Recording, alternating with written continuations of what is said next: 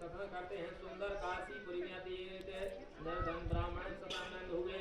वे इस प्रकार के कंगाल ब्राह्मण थे कि भूख और प्यास से पीड़ित होकर के नित्य पृथ्वी पर भिक्षा के लिए भ्रमण करते थे। जो कि ब्राह्मण को देखकर भगवान को दया है, क्योंकि भगवान को ब्राह्मण का प्रिय, जैसे कि भगवान ने स्वयं कहा। भगवान ने बुद्ध ब्राह्मण का रूप धारण किया। उससे दुखित ब्राह्मण से पूछा कि हे ब्राह्मण देवता, आप इसलिए दुखी होकर के इस पृथ्वी पर नित्य भ्रमण करते हैं, तुझे कम सबका मैं सुनना चाहता हूँ। हाँ। ब्राह्मण बोले, हे भगवान, मैं एक ब्राह्मण हूँ, भिक्षा के लिए घूमता हूँ, इसलिए हे प्रभु यदि कोई उपाय हो तो कृपा करके बतलाइए, जिससे इस मांगने से मुक्ति मिले, मेरी दारिद्रता दूर हो। ब्राह्मण के प्रश्न का उत्तर प्रकार अर्थात ब्राह्मण अर्थात भगवान बोले, हे ब्राह्मण देवता, आप सत्यनारायण का पूजन कीजिए, वही मनवांछित फल देने वाले हैं। अतः हे ब्राह्मण, आप मेरी बात मानकर व्रत धारण करें। जो मनुष्य इस व्रत को करता है, समस्त दुखों से छूट करके और मोक्ष को प्राप्त करता है। बुद्ध ब्राह्मण रूपी भगवान अंत में व्रत का विधान बतलाकर अंतर ध्यान हो गए। ब्राह्मण देवता अपने मन में सोचने लगे कि बुद्ध ब्राह्मण में तो बहुत विधि बतलाया है, मैं किस प्रकार कर सकूंगा, क्योंकि दिन भर भिक्षा मांगने पर कुटुंब का पेट नहीं भरता। इस चिंता में रात भर ब्राह्मण को नींद नहीं आई। प्रातः काल उठ करके शौचादि क्रिया से और निवृत्त होकर के उसने अपने मन में संकल्प किया कि आज के दिन जो कुछ भिक्षा में मिलेगा उसी से सत्यनारायण का पूजन करूंगा। यह संकल्प मन में करके ब्राह्मण भिक्षा के लिए घर से बाहर निकला। उस दिन भगवान की उस पर ऐसी कृपा हुई, उसे बहुत सा धन प्राप्त हुआ। अर्थात उस दिन देवताओं ने इस ब्राह्मण पर कृपा की। अतः ब्राह्मण ने उसी धन से बंधनों को बढ़ाकर प्रसन्नता पूर्वक भक्ति श्रद्धा के साथ सत्यनारायण स्वामी का विधि पूर्वक पूजन किया। पूजन और व्रत के प्रभाव से ब्राह्मण समस्त दुखों से मुक्त हो गया, समस्त संपत्तियों से पूर्ण हो गया।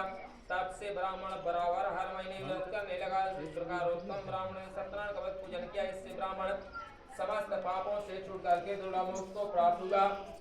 इस प्रकार जो मनुष्य उस ब्राह्मण की भांति सत्यनारायण का पूजन करेंगे, संपूर्ण दुखों से छूट करके मोक्ष को प्राप्त होंगे। इस प्रकार भगवान ने व्रत के प्रभाव को नारद जी से गाया। इसके बाद श्री सूति महाराज ने सोनका ऋषियों से प्रश्न किया, जो कुछ महत्वता कथन किया। अब हमें क्या कहूँ, आप लोग कहिए। तब ऋषियों ने उत्तर दिया, महाराज ब्राह्मण से सुनकर के जिसने उसको भूतल पर किया, मैं कथन करता हूँ, एक समय अपनी संपत्ति के अनुसार वही भिखारी ब्राह्मण अपने बंधुओं के साथ सत्यनारायण का पूजन करने के लिए हुआ। इतने में भी लकड़ी बेचने वाला वहां पर आ पहुंचा। उसने लकड़ी का गट्ठा घर के बाहर रखकर घर के भीतर प्रवेश किया। लकड़हारा भूखा प्यास से पीड़ित था। उसने घर के भीतर देखा कि वही भिखारी ब्राह्मण जो एक दिन भिक्षा मांगते फिरते थे, आज इतने बड़े भवन के स्वामी हो गए, भीड़ भाड़ के साथ सत्यनारायण का पूजन कर रहे हैं। इस प्रकार ब्राह्मण को देखकर लकड़हारा आश्चर्य में पड़ा। कुछ देर बाद उसने हाथ जोड़ करके ब्राह्मण से पूछा, आप किसका पूजन कर रहे हैं, किसलिए कर रहे हैं, इसका पूरा कहिए, मैं सुनना चाहता हूँ। ब्राह्मण ने लकड़हारे से कहा, यह श्री सत्यनारायण भगवान का पूजन है। एक रोज इस प्रकार के दीन दयाल है जो भगवान से प्रणाम करते हैं, जो मेरा यह जो मेरा धन धाम तुम देख रहे हो, सत्यनारायण की कृपा का ही प्रसाद है। ब्राह्मण के मुख से इस प्रकार के वचन सुनकर लकड़हारा भगवान का प्रसाद खाकर और धरती का नगर को प्रस्थान किया। लकड़हारे ने मार्ग में अपनी मन में चिंतन किया और संकल्प किया, आज जो कुछ लकड़ी है से मिलेगा उसे सत्यनारायण का पूजन कर। इस प्रकार मन में सोचकर लकड़ी का पूजा रखकर चला गया।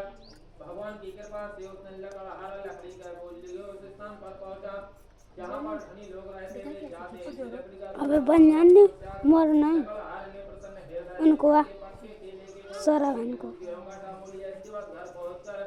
उसने बंधनों को उड़ाकर विधि पूर्वक सत्यनारायण स्वामी का पूजन किया और जिसके प्रभाव से लकड़हारा धन पुत्र को प्राप्त किया। जब तक संसार में राज भोग किया, अंत में सत्य प्रभु ने दी सबने पुराने देवा के सत्यनाम सदा अत दिव्य समाप्त मूल निद्रा वाले हरि नाम की जय।